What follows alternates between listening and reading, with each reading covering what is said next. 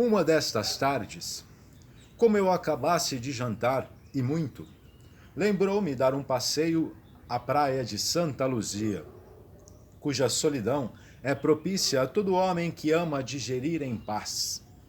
Ali fui, e com tal fortuna que achei uma pedra lisa para me sentar. Nenhum fôlego, vivo nem morto.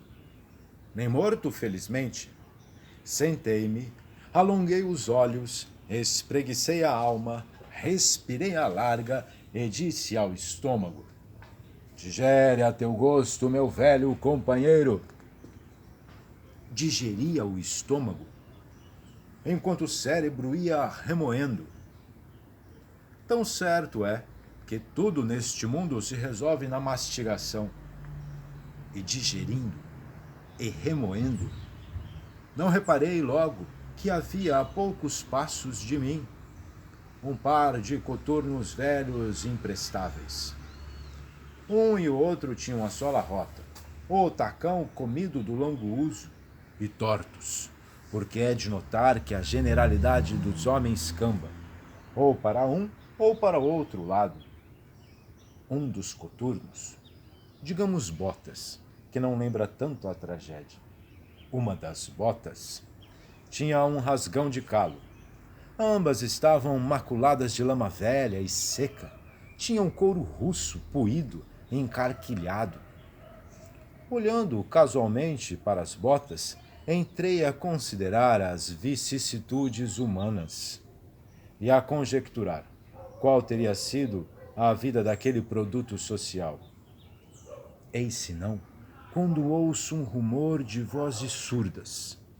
Em seguida ouvi sílabas, palavras, frases, períodos. E não havendo ninguém, imaginei que eu era o ventríloco. Já podem ver se fiquei consternado. Mas não era eu. Eram as botas que falavam entre si. Suspiravam e riam, mostrando, em vez de dentes, uma pontas de taxas enferrujadas. Prestei o ouvido, eis o que diziam as botas.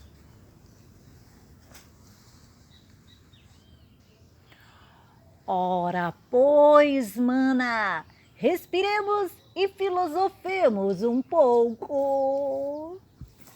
Um pouco, todo o resto da nossa vida, que há de ser muito grande, mas enfim, algum descanso nos trouxe a velhice. Que destino, uma praia. Lembra-te do tempo em que brilhávamos na vidraça da Rua do Ouvidor? Se me lembro. Quero até crer que éramos as mais bonitas de todas. Ao menos na elegância. Na elegância ninguém nos vencia. Pois olha que havia muitas outras e presumidas. Sem contar aquelas botinas cor de chocolate.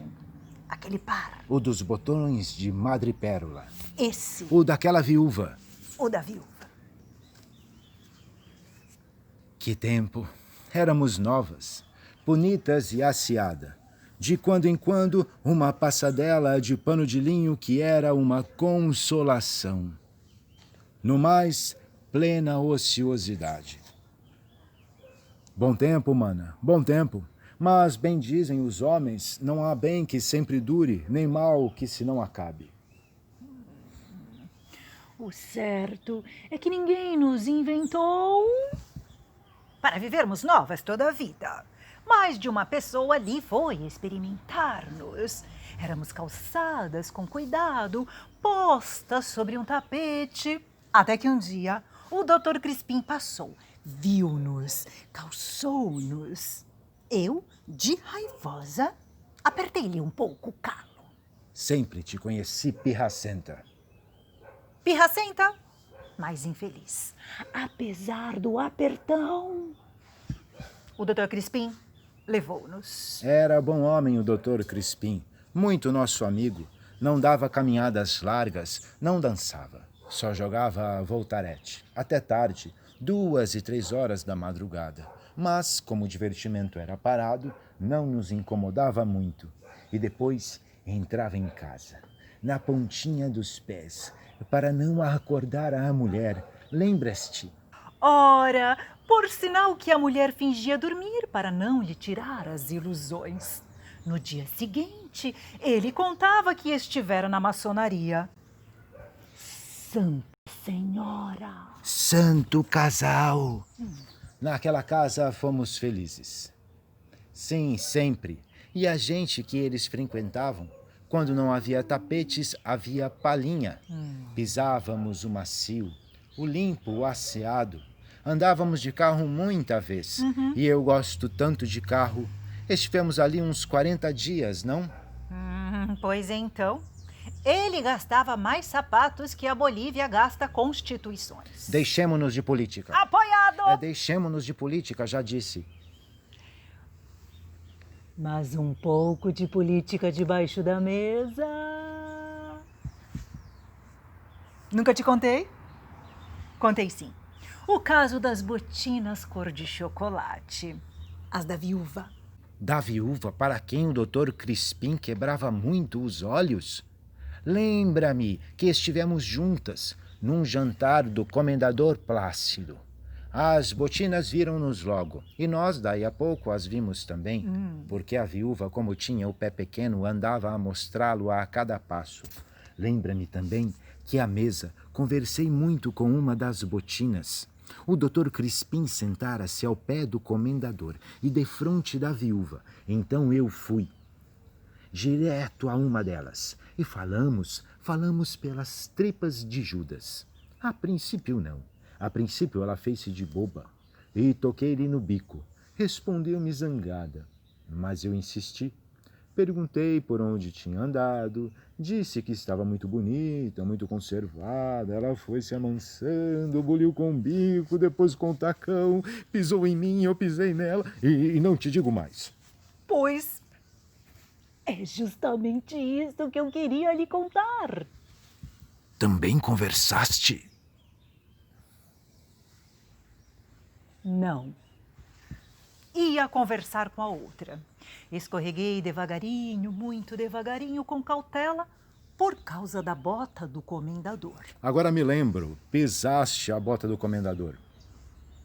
A bota? Uhum. Pisei o calo. O comendador, ui! As senhoras, ai! E os homens, hein? E eu recuei.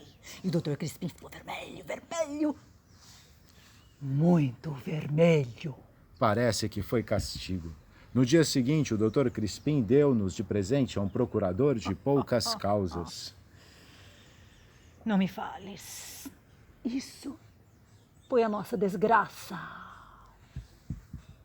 Um procurador era o mesmo que dizer: bata-me estas botas, esfrangalha-me estas botas. Dizes bem que Roda Viva era da relação para os escrivães, dos escrivães para os juízes, dos juízes para os advogados, dos advogados para as partes, embora poucas, das partes para a relação, da relação para os escrivães, etc.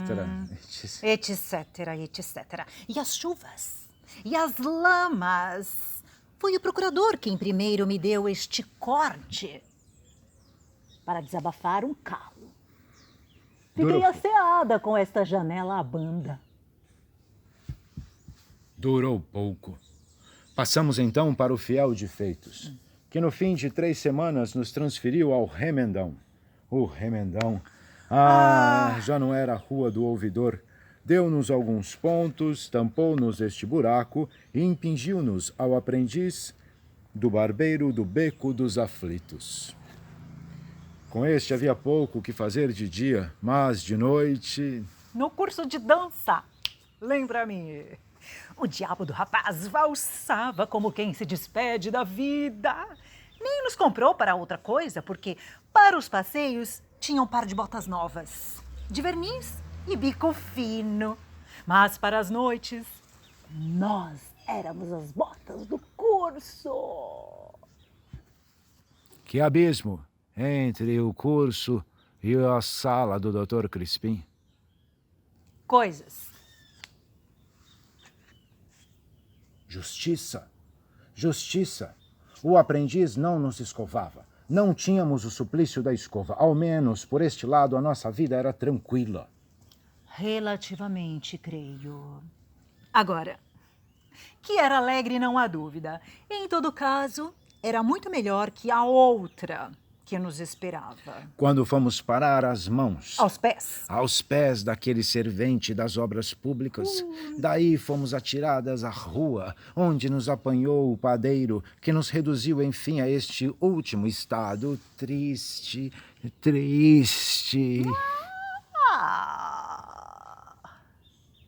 Tu te queixas, mana. Se te parece, Não sei se, na verdade, é triste acabar assim, então, miseravelmente, numa praia, esburacadas e rotas, sem tacões nem ilusões.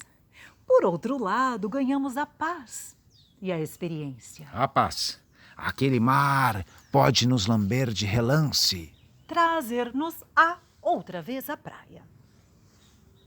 Demais. Está longe.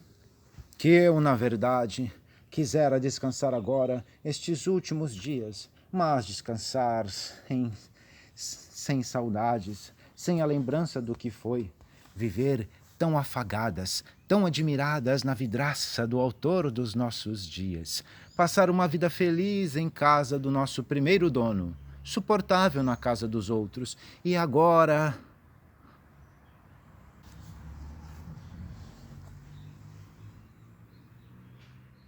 E agora, Agora, o quê? a vergonha. Vergonha não. Podes crer que fizemos felizes aqueles a quem calçamos. Ao menos na nossa mocidade. Tu que pensas? Mais de um não olha para suas ideias com a mesma satisfação com que olha para suas botas. Mana, a bota é a metade da circunspecção.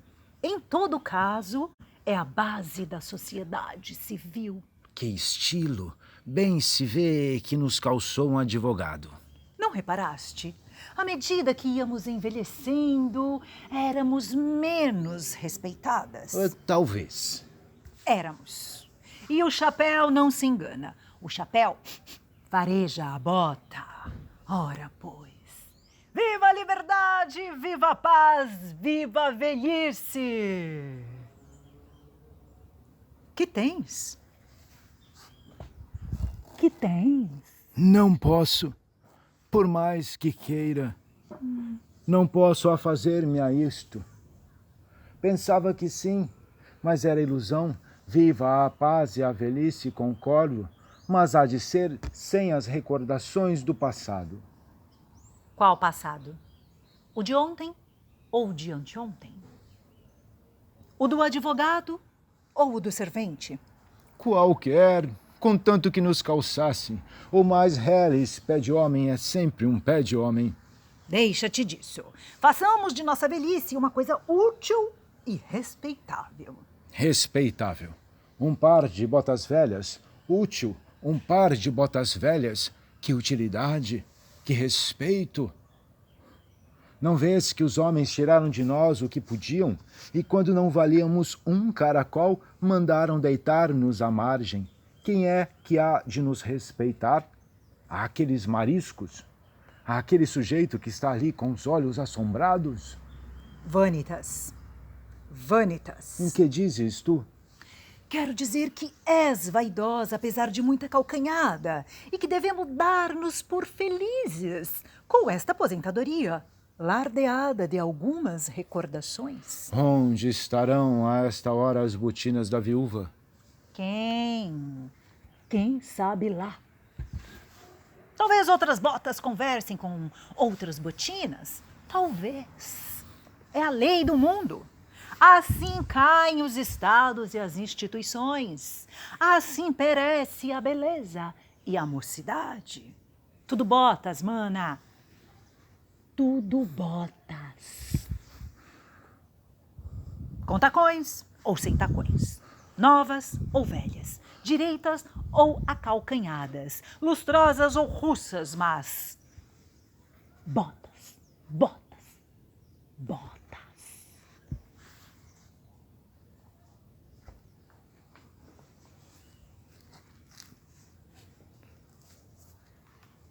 Neste ponto, calaram-se. E eu fiquei a olhar para uma e outra, a esperar se diziam alguma coisa a mais. Nada. Estavam pensativas. Deixei-me ficar assim algum tempo, disposto a lançar mão delas e levá-las para casa com o fim de estudar, interrogar e depois escrever uma memória que remeteria a todas as academias do mundo. Pensava também em as apresentar no circo de cavalinhos ou ir vendê-las a Nova York. Depois, abri mão de todos esses projetos. Se elas queriam a paz, uma velhice sossegada, por que motivo iria eu arrancá-las a essa justa paga de uma vida cansada e laboriosa? Tinham servido tanto, tinham rolado todos os degraus da escala social, chegavam ao último, a praia, a triste praia de Santa Luzia. Não, velhas botas, melhor é que fiques aí, no derradeiro descanso. Nisto, vi chegar um sujeito. Era um mendigo. Pediu-me uma esmola, dei-lhe um níquel. Deus lhe pague, meu senhor. Um par de botas. Foi um anjo que as pôs aqui. Mas espere. Espere o quê? Se lhe digo que estou descalço, estão bem boas, cozindo-se aqui e ali com um barbante.